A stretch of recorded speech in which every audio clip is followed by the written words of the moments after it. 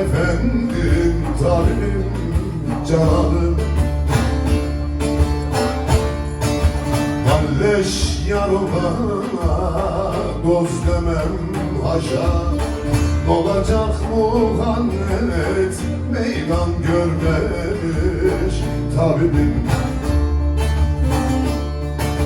Kalleş yarına doz demem haşa, olacak muhannet meydan görmemiş tabibim.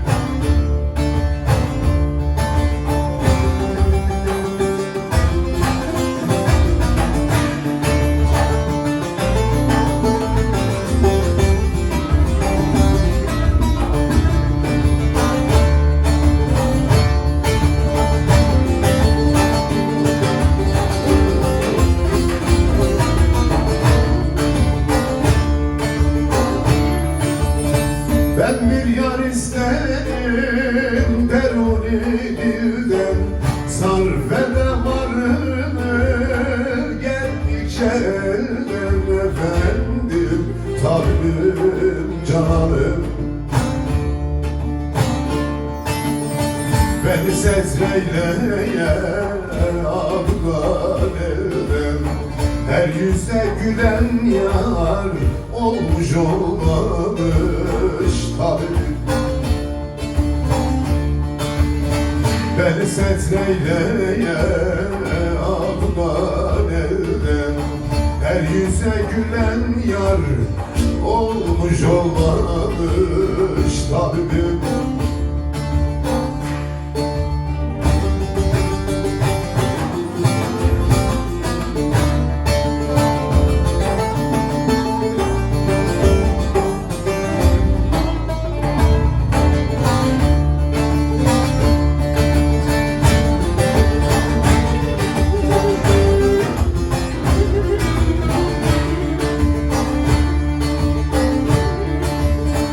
Hüseyin beyhude ah etmen açar, bir kapı kapansa birini açar efendim, tabibim, cananım. Buna dünya derler, gelip de geçer. Hangi günü gördün akşam olmamış efendim. Buna dünya derler, gelip de geçer. Hangi günü gördün akşam olmamış tabibim.